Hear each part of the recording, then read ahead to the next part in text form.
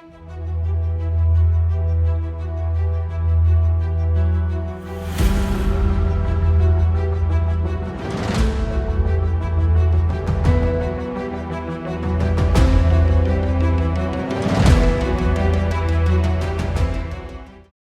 guys, welcome and thanks for joining me today. And I'm really happy for this opportunity to have a first video podcast for Movie Madness. And today what I want to do is start a series. So this is the first episode of however many I decide to do. And I'm calling these retrospective reviews. So these are retrospectives on movies that have either been recently reissued on Blu-ray or movies that need to be revisited, perhaps ones that are a little bit unknown, a little bit unheard of, some indie stuff and some alternative stuff out there which has perhaps been overlooked in the past. But what I want to do today is I want to start this particular segment by looking at a reissue of this particular film. So this is the retrospective on Dario Argento's Trauma from 1993, which has just been reissued in the US by Vinegar Syndrome. This is the Blu-ray copy that I got recently. I'm going to talk a bit about the film itself first and just do a little bit of a reappraisal. And then I'm going to talk at the end specifically about this particular transfer and the Blu-ray itself, which I was really excited to get. So I need to just come clean straight away. And in case people can't see that we're sitting in what I call the den, behind me, just up here, is a whole shelf of Argento Blu-rays. So I'm going to tell you now that I'm an Argentophile, have been for many years now. And this particular release from Vinegar Syndrome has plugged a gap in my collection, which has been there for far too long now. So it's great to have. But what I want to do is just have a think about this film, not just in terms of Argento's career, but just in general in terms of the horror genre itself, and why this particular release, to me at least, is a very important one. So I think the first thing to say is just to do a little bit of a review, shall we say, of what this film is about for those people that have never seen it, because obviously that's the point of releasing these kind of things, is to give people a chance to rediscover some of the unknown gems. And this is perhaps one of his, I would suggest, best unknown gems, certainly from my point of view. But it is a bit of an interesting film. It stands out now better, I would argue, than it did on release. Certainly it had a lot of hate when it came out back in '93, and I'll talk about that in a second. Okay, so let's get into the meat of this particular episode and look at the plot of Trauma. So it starts with graphic artist David Parsons, played by Christopher Rydell. He's driving across a bridge and sees a teenager, Aura Petrescu, played by Dario Argento's daughter, Arzia. She's about to commit suicide and throw herself off a bridge. And he stops the car, gets out and talks her down. Once he's done that, quite bizarrely, but not for an Argento film, he takes her out to lunch to talk about her problems. And one of the things that becomes clear at that stage is that she's suffering from anorexia, but there's also an indication of a variety of other issues as well. She literally runs away from him, escapes through the bathroom window, and is then picked up by the police, who are looking for her and are acting on behalf of her parents. They take her back to her childhood home, and her parents, in particular, the character played by Piper Laurie, who everybody remembers from Carrie as the mother, of course. She is playing Aura's mother, Adriana Petrescu, and she is also a psychic, and she's a medium. So the parents agree that Aura will go back in the morning to the psychiatric unit where she has actually escaped from, run by a rather sinister character called Leopold Judd, played by Frederick Forrest. So she is basically taken upstairs and put in her bedroom for the night, while downstairs her mother, as a medium, is conducting a seance, essentially. And during that seance, there is a realization of the fact that someone in the room is a murderer. and we don't know who that is, of course. But then something happens during that event just afterwards, which leads to all kinds of interesting setups with some interesting work from Tom Savini, of course, who does the effects on this film. So as a result of all of that, what we effectively got from that point onwards is David and Aura working together to try and uncover the mystery of who killed all of these people that obviously get picked off throughout the course of the film, what they've got in common, and more importantly, why. And the weapon of choice in this particular movie is an electric guillotine, which is used to put some wire around the throat and then decapitate the victims. So we're moving on here from the usual Giallo staple of knives and various other weapons of choice. We're now moving into a slightly different era where electronics and electrics were brought in to try and make things even more sinister. And in fact, the movie opens with a decapitation, which is quite interestingly done for Argento. It's very understated, but as usual, it's the effects work is good, but a little bit questionable, I would say, at the beginning. But essentially, that's the plot of the film. So what you're dealing with here is an updated 90s Giallo in all but name, really. It's effectively very, very similar to some of the water that Argento's trodden in the past. It's got some different elements to it. Brad Dourif appears at one stage, and his performance is particularly memorable for what happens to him around 20 minutes into his performance. But it's worth seeing for that alone, to be honest with you. But the key thing here is the genesis of this film and why it's worth reappraising. So let's just not mince around here, and let's just get to the truth, which is when the film was released in '93. It was met with a really lukewarm reaction, not just from critics, which is pretty standard for Argento movies anyway, but actually from his fans. Most of them rejected it outright and said that he'd basically sold out to Hollywood because he shot it in the United States. It was largely an American cast. Obviously, his daughter was still involved, but all of the dialogue was shot in English, which is unusual for an Argento picture.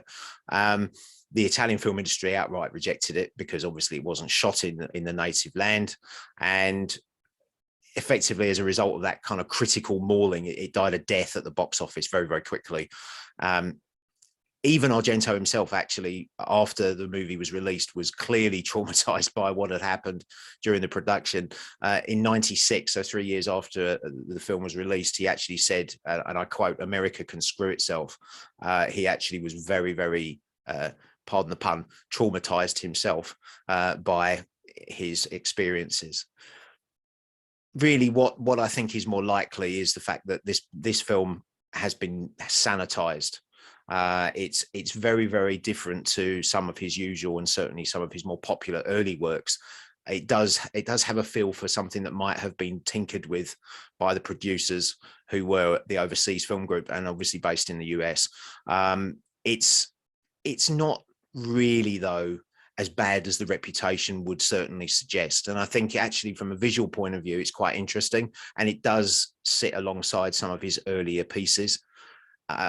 It's certainly quirky. And I think that's the thing about this movie is it's a really quirky film, which is why it stands out as not being typically American, but at the same time, not being typically Italian. So it kind of sits in the middle of a very, very difficult ground, which is quite unique. It's got a really odd atmosphere as well.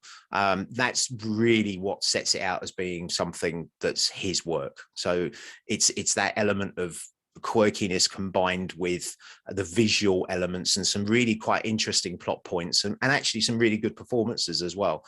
I would say that this is more of an underrated gem than anything else. And I think what Vinegar Syndrome have done by releasing this now is actually giving people an opportunity to assess it again and realize that it's worthy of some of his other material. If we look at the history of the production, which I think is actually, again, a factor to consider when we're actually reviewing this work, it's worth thinking about the fact that after Opera in 1987, you can actually look at the genesis of Trauma back then, because effectively what he did then was work with George Romero on Two Evil Eyes, which was released in 1990. And again, that was a US production. It was his first experience in the US, and he obviously had a really positive experience. And that positive experience, probably because, let's face it, it was Romero that was heavily involved in this particular production, it led him to be persuaded that his next project in America would allow him to get a better international reputation than he already had. Effectively, he was sold it on the basis of it allowing him to set the record straight about not just him, but about Italian directors in general. So he went ahead and accepted the piece on that basis, and decided to shoot it in the US, working with a co-screenwriter, T.E.D. Klein, who's was certainly a very famous crime novelist at the time. His early work, if you think about Argento's earlier work, he never really achieved anything widespread cinematically in terms of release. Most of them outside native Italy had gone direct to video, or in a lot of cases, and as well, been drastically cut. So most people had never really seen a full Argento picture at the movies on a cinema screen, certainly outside of his home country. So he felt, and the production convinced him, that this would be an opportunity for that to happen as well, which ironically enough didn't quite bear out because the audience attendance numbers were so low. But you can certainly see that he would have thought on that basis that doing this film was a good idea. The problem is, I think, and if we look at it objectively, his lack of understanding of how the American film industry works actually caused him a lot of problems. In production and post-production, he was constantly disrupted by concerned producers who wanted to actually take control of the finished piece and the finished product. He was advised, for example, to keep the on-screen violence low, so that it would get an R, because the last thing that the American producers wanted was the film to be given an NC-17 rating, which for anybody who knows how movies work in America, that's something that is really tantamount to commercial suicide, and certainly was in the 80s, 70s, 80s and 90s particularly. Not so much now, perhaps you could argue, but certainly back then it was. And they really did put a lot of pressure on him to make sure that that never happened, and that it was not a risk that they would get that sort of high rating. Interestingly enough, the original script was actually called Aura's Enigma. The title was changed to Trauma, and actually I think it's probably better that it should have been left as Aura's Enigma, because actually it's a good title. It's certainly better than Trauma, because it sounds a little bit vague. It's not as inspiring as some of his other titles, let's put it that way. Some of them are very imaginative. This is a little bit bland. So actually the original title probably would have worked better, I think. But if you think about all of these elements, it's worth bearing in mind that actually it's quite amazing that the film turned out as good as it did. It's certainly, as I say, not up there with his classic work, but it has got a lot going for it. The criticisms that were leveled at the film initially when it was released were particularly based around his choice of leading actress. So he was criticized very, very heavily about nepotism through casting his own daughter. And that was actually from his fans as well at the time. If you actually look at it, though, it's completely unfounded. She actually gives, for her age at the time, she gives a really nuanced, very strong performance. It's a pivotal role in the film. The whole thing hangs on the character because it is, as the original title suggests, Aura's Enigma. It's her mystery. And the character of David is really just a cipher. He's just there to bounce ideas off and assist with her investigation. But it is her that has to try and figure and piece this together, because she has seen something which she can't quite grasp. And ultimately, same as it is in a lot of Argento's work, and I'm thinking of Deep Red particularly, that memory gap is the key piece of the puzzle that ultimately leads to the answer and the solution of who the murderer is. So she's doing a lot of things, and actually she does it very well, I think. And certainly looking at it now, it stands up really well. Yeah, she's got a strong Italian accent. but it's not a distraction. A lot of people said it was at the time, particularly in America. But you know, it's actually necessary. It adds another layer to the character. It makes her more of an outsider, which is the point. She is an outsider. She's a European in America, struggling with identity, struggling with psychological and all sorts of issues, and particularly difficult parents to boot. So it makes perfect sense that she would be speaking with an Italian accent. It just adds that layer of remoteness and distance from her surroundings, makes her feel like a total fish out of water, which she actually, as a character, is. In terms of other characters and other actors in Trauma, they're actually pretty good, considering that most people are aware that Argento's forte is certainly not directing actors. He doesn't really particularly like directing actors, from what I know. He certainly hasn't pulled any punches in the past when he's talked about that. He tends to let the actors run with their interpretations under his sort of minimalistic direction. He focuses way more on the visual element, as we all know. But actually they acquit themselves really well. Christopher Rydell was very good and shows a lot of range, I think, especially as the plot unfolds, and he's actually kind of asked to do a lot more and add a lot more depth as it progresses. Particularly in the last third, he gets very desperate, and that's really well done. It is believable. And if arguably another actor had been in that role, you could have suggested that it would have lapsed into a bit more of a parody. So he does handle that, those demands very well that the script makes of him. The weakest link, and this is the thing that I've wrestled with saying here, that the weakest link in this film, in my opinion, actually is Piper Laurie, as Aura's mother, Adriana Petrescu. She is obviously a horror icon. She's a genre icon, having played some really important roles, and I've already mentioned Carrie earlier. The problem is that her performance is really overblown, and it feels at points like she's almost putting the whole thing at jeopardy. It's almost like a pantomime performance in some respects. It's very, very overdone. Fortunately, her screen time is limited, but it does at points lapse into almost feeling like parody. But because she's not there very much, it doesn't actually cause too many problems, thankfully. So that's at least a blessing. So the other characters in Trauma are really rendered very successfully by the ensemble cast around them. They're all quite quirky, as you would expect with an Argento film, because it's always these odd little side characters that pop in and out of the narrative every now and again. And this is no exception. It's definitely a marker of an Argento film when you've got these really interesting characters sitting around, but they're all very, very secretive. They come across as being very strange, and they behave very oddly throughout the film, which kind of lends to that atmosphere that I mentioned earlier. And also it means that you don't feel as a viewer that you can trust anyone, which actually is of course the point of the film anyway. It just highlights that staple in the giallo of tension, and having that killer obscured from you for as long as possible, and it does pull it off. The twist at the end of this film, I think, is very, very impressive.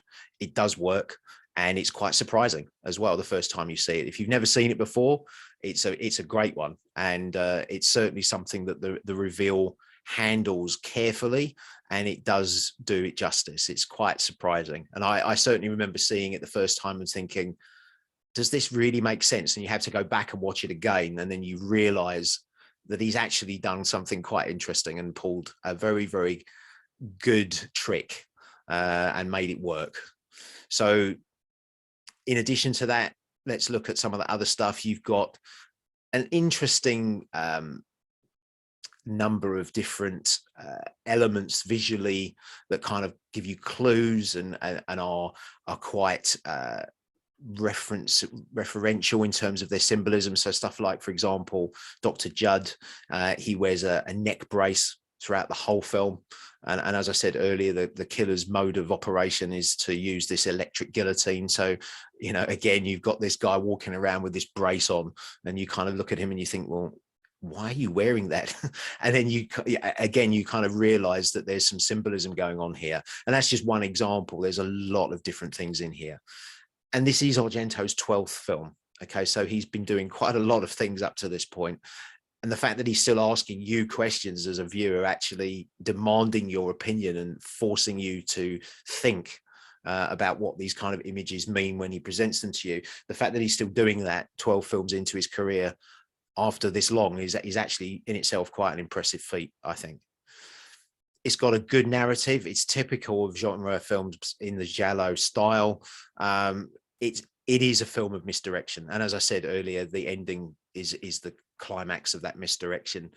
You know, you've basically got here a standard giallo framework where you've got the protagonist, they've got a key clue, they can't understand what's going on, what it is that they saw, they're still trying to figure it out. It's identical to most of his other giallo work, Bird with the Crystal Plumage, Deep Red, as I mentioned earlier.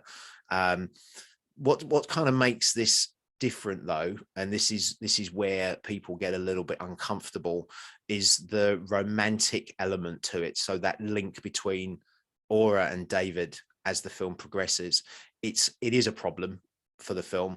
It's not particularly convincing.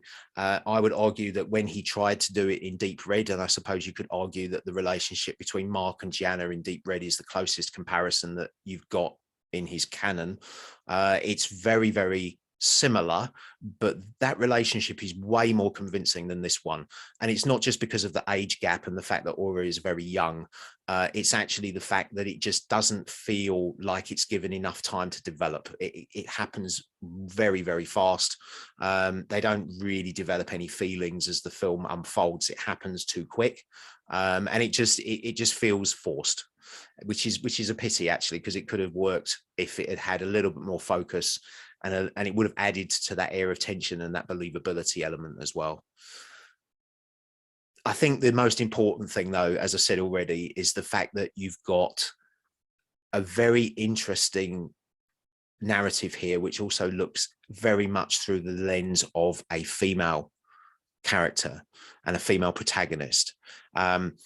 If you actually want to look at Argento's work, he's criticized a lot for being a misogynist.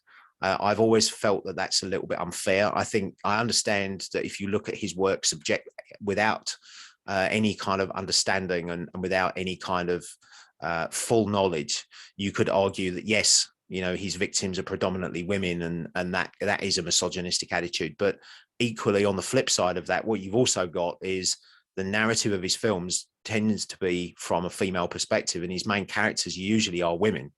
And that is also an opportunity for him to make these characters strong, which he does in a lot of cases, and he's been doing that for many years. And in this instance here, it's borne out again, because actually, as I said already earlier, Aura is the focus of the narrative. She's the one that unlocks the puzzle and figures out the answer. David as a character is really secondary to her, and actually, you know, he hasn't really got any involvement with what's going on other than just to act as a cipher. He's really not engaged or invested in what happens with the murders at all, other than the fact that Aura becomes the object of his fantasies, and that's effectively him carried along for the ride as a result. It's not really saying anything about gender, other than the fact that women are much stronger than men because they just follow their penises, basically, which I think is quite an interesting point to bear in mind, particularly when people talk about the misogyny around his work. The one thing I really like about this film as well is the humor that he uses with Gabriel. Now, Gabriel is the boy character that, if you've ever seen the trailer for it, you'll see him. He's a very, very focused on butterflies, and he likes to collect butterflies and watch butterflies, and effectively during the sequence, during the movie, there is a sequence where he is involved in climbing into the killer's house to try and rescue a butterfly that he's been looking at. And that whole sequence is really quite tense, but at the same time also very, very funny. It's got a lot of humor in that character. He injects a lot of humor into there. And what I also like about it is there is a real juxtaposition then between the character in terms of what happens in that moment, and then what happens at the end of the film, where he turns from being somebody, as I said, quite humorous, into a very serious character. And it's quite interesting to see that happen. That juxtaposition is really powerful and works very, very well within this movie. And of course, it wouldn't be any Argento film if we didn't talk about the camera work. It's frenetic, it's full of movement. There's a lot of different tracking shots and pans and POV, and it's a real melee of visual techniques actually at points, and it not in a jarring way. It feels very, very fresh. Rafael Mertes was the DOP on Trauma. What's interesting is he tends to avoid the kind of harsh lighting and color that usually people associate with Argento's work, but it doesn't soften the impact of the set pieces at the same time, because they're still really powerful.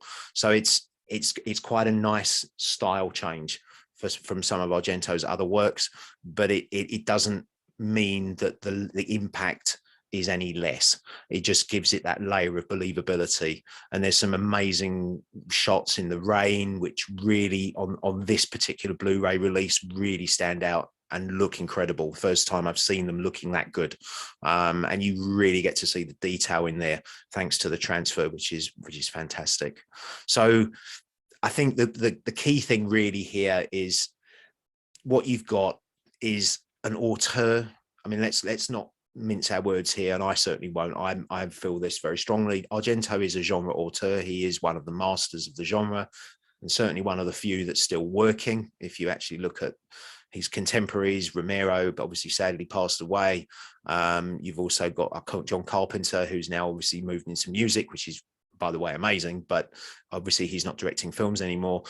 So you've got a very few from that sort of era, that 70s era, that are still working. He is, which is quite amazing. But he's not lost in, certainly in the evidence of this film, in the mid to early 90s, he hadn't lost any of his taste for the bizarre. I mean, there is some really extreme stuff in here, and it's not for the faint-hearted. Some of the effects look a bit dated. Savini did the work on this. Tom Savini, obviously a genre veteran as well, worked with Romero, of course, on Dawn of the Dead, most famously. And he does some really interesting prosthetic work here. Some of it looks a bit unconvincing now, as I said already, but you've got to take it from the time it was made. But all of these things really do combine to prove that this is an Argento film. It's just been transplanted from Italy to the US. That's essentially all it really is.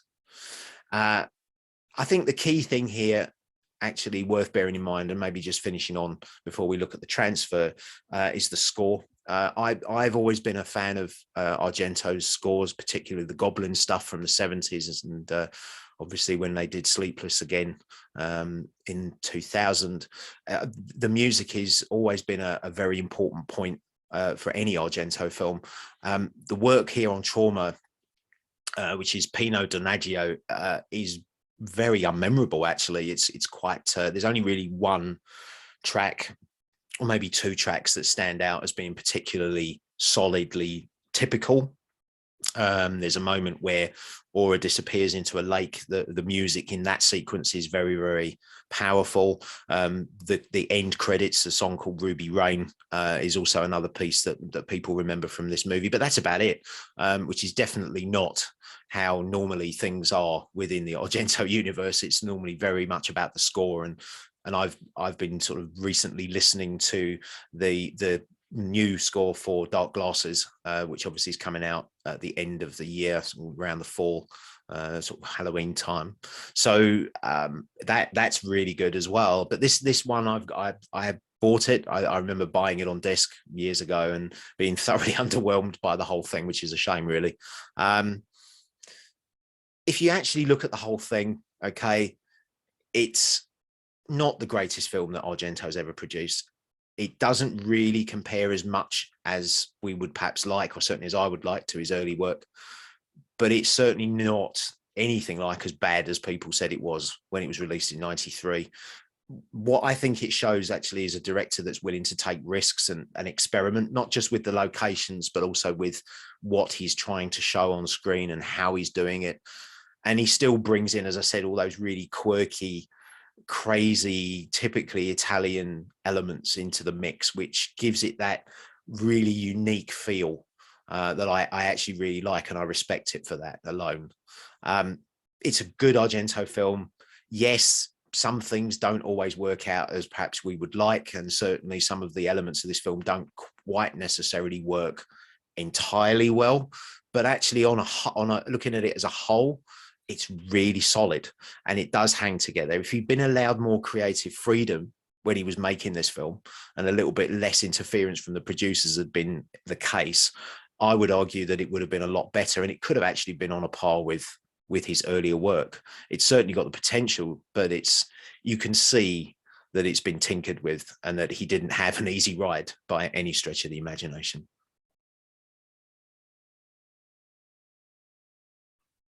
So let's look at the Blu-ray transfer itself, and let's just talk a little bit about this. I've never seen this film looking so good. I've had it on VHS, I've had it on disc, on DVD, and now obviously on Blu-ray. The Blu-ray transfer from Vinegar Syndrome is excellent.